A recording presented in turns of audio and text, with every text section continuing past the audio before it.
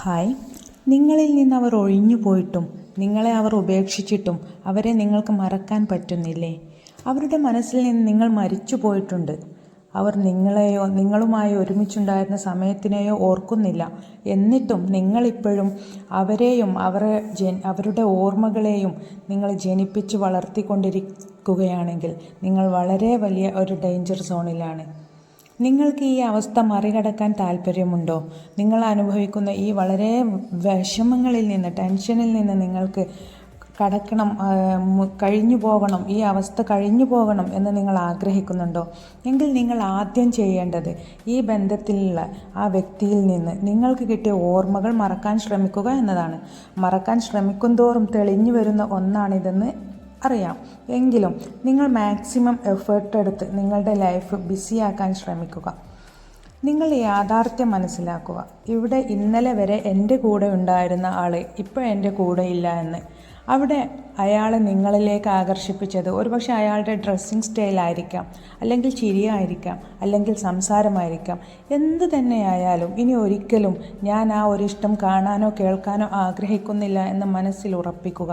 പിന്നെ അവരെ കാണാനോ നോക്കാനും പിന്തുടരാനും നിൽക്കാതിരിക്കുക. അവരുമായിട്ടുള്ള എല്ലാ കോണ്ടാക്റ്റും നിങ്ങൾ അവസാനിപ്പിക്കുക. വാട്സപ്പിൽ അവരുടെ ലാസ്റ്റ് സീൻ ചെക്ക് ചെയ്യുക, അവരുടെ സ്റ്റാറ്റസ്, അവർ ഇൻസ്റ്റയിൽ പുതിയ പോസ്റ്റ് ഇട്ടോ സ്റ്റോറി ഇട്ടോ അവർ DP മാറ്റിയോ എന്നിങ്ങനെ ചെക്ക് ചെയ്യാതിരിക്കുക. അവരെ നിങ്ങളിപ്പോൾ ഒരു തരത്തിലും കോണ്ടാക്റ്റ് ചെയ്യാനോ ഫോളോ ചെയ്യാനോ നിൽക്കാതിരിക്കുക. അവർ എന്ത് ചെയ്യുകയായിരിക്കും? ഭക്ഷണം കഴിച്ചിട്ടുണ്ടാകുമോ? ഇപ്പോൾ ആരോടായിരിക്കും വിളിക്കുന്നുണ്ടായിരിക്കുക, സംസാരിച്ചു കൊണ്ടിരിക്കുക എന്നൊക്കെ ചിന്തിക്കാതിരിക്കുക. അവരുമായിട്ടുള്ള എല്ലാ സോഷ്യൽ കോണ്ടാക്റ്റും മെൻ്റലി കോണ്ടാക്റ്റുകളും അവസാനിപ്പിക്കുക. പിന്നെ ഒരു കാര്യം, നമ്മിൽ നിന്നും പിരിഞ്ഞു പോയവരെക്കുറിച്ച് ഓർമ്മിപ്പിക്കുന്ന അവരുടെ ഗിഫ്റ്റുകൾ അതൊക്കെ നമ്മൾ ഒഴിവാക്കുക. നമ്മൾ അവരെ ഓർക്കുന്ന എല്ലാ സാഹചര്യങ്ങളിൽ നിന്നും നമ്മൾ മാറി നിൽക്കുക. അതിൽപ്പെട്ട ഒന്നാണ് നമ്മുടെ ഫ്രണ്ട്സ്. അവൾ നിന്നെ തേച്ചു പോയില്ലേ, നീ അവൾക്ക് വേണ്ടി എന്തൊക്കെ ചെയ്തു കൊടുത്തു, കടം വാങ്ങിയല്ലേ അന്ന് മൊബൈൽ ഫോൺ വാങ്ങിക്കൊടുത്ത്, ഇങ്ങനെ നമ്മുടെ മനസ്സിനെ സമാധാനിപ്പിക്കാൻ ഒരു പക്ഷേ നമ്മോട് സംസാരിച്ചു കൊണ്ടിരിക്കുന്നുണ്ടാവും. നിങ്ങളെ സമാധാനിപ്പിക്കാൻ വേണ്ടി നമ്മളെ പിരിഞ്ഞു പോയവരെ തൊട്ട് കുറ്റം പറഞ്ഞുകൊണ്ട് നമ്മളെ സഹായിക്കുന്ന അല്ലെങ്കിൽ മനസ്സിന് സമാധാനം നൽകുന്ന ഫ്രണ്ട്സ് നമുക്കുണ്ടെങ്കിൽ അത്തരം ഫ്രണ്ട്സിനെ നമ്മിൽ നിന്നും ഒഴിവാക്കുക. ആ സുഹൃത്തിനെ കുറച്ച് നാളത്തേക്ക് നിങ്ങളുടെ ആ ഒരു സോണിൽ നിന്നും മാറ്റി നിർത്തുക. പകരം നിങ്ങൾക്ക് പോസിറ്റീവ് എനർജി തരുന്ന ഫ്രണ്ട്സ് ഉണ്ടാവും. അതുപോലെ ഒരു കാര്യം നിങ്ങളുടെ ലൈഫിൽ സംഭവിച്ചു എന്ന് തന്നെ നിങ്ങളെ ഓർമ്മിപ്പിക്കാതെ നിങ്ങളെ കറങ്ങാൻ കൊണ്ടുപോയി നിങ്ങളുമായിട്ട് റൈഡുകൾ നടത്തി നിങ്ങളുമായിട്ട് സംസാരിച്ച് നിങ്ങളെ പോസിറ്റീവ് എനർജിയിലേക്ക് കൊണ്ടുപോകുന്ന, മൈൻഡ് കൺട്രോൾ ചെയ്യാൻ പറ്റുന്ന സുഹൃത്ത് ബന്ധങ്ങൾ അത് നിങ്ങൾ നിലനിർത്തുക. നെഗറ്റീവ് എനർജി തരുന്ന എല്ലാ ഫ്രണ്ട്ഷിപ്പും നിങ്ങൾ കുറച്ച് കാലത്തേക്ക് മാറ്റിവെക്കുക.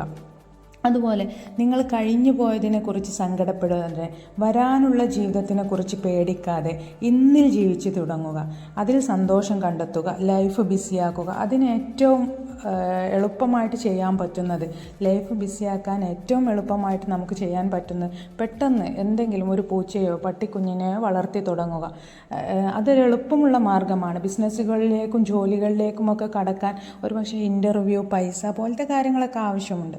അപ്പോൾ അതിൽ നിന്നൊക്കെ നമുക്ക് പെട്ടെന്ന് ചെയ്യാൻ പറ്റുന്നത് എന്തിനെങ്കിലും വളർത്തി തുടങ്ങുക, അല്ലെങ്കിൽ ഒരു ചെടി നടുക എന്നൊക്കെയാണ്. ഇപ്പോൾ ഒരു പൂച്ചക്കുഞ്ഞിനെ വളർത്തുന്നവരാണെങ്കിൽ അതിന് തിന്നാൻ കൊടുക്കുക, അതിനെ കുളിപ്പിക്കുക, അതിൻ്റെ കൂടെ സമയം ചെലവഴിക്കുക. ഇതൊക്കെ മനസ്സിനൊരു പോസിറ്റീവ് എനർജി കിട്ടുന്ന കാര്യങ്ങളാണ്. അത്തരം കാര്യങ്ങളിൽ നമ്മൾ ഏർപ്പെടുക. ലൈഫ് ബിസിയാക്കി അതിൽ സന്തോഷം കണ്ടെത്താൻ ശ്രമിക്കുക. അല്ലെങ്കിൽ നിങ്ങളുടെ ഉള്ളിലൊരു പാഷൻ ഉണ്ടായിരിക്കും, നിങ്ങൾ ഇനിയും എത്തിപ്പിടിക്കാത്ത ആ ഒരിടത്തിനു വേണ്ടി, ആ ഒരു സ്വപ്നത്തിനു വേണ്ടി നിങ്ങൾ മാക്സിമം ശ്രമിക്കുക.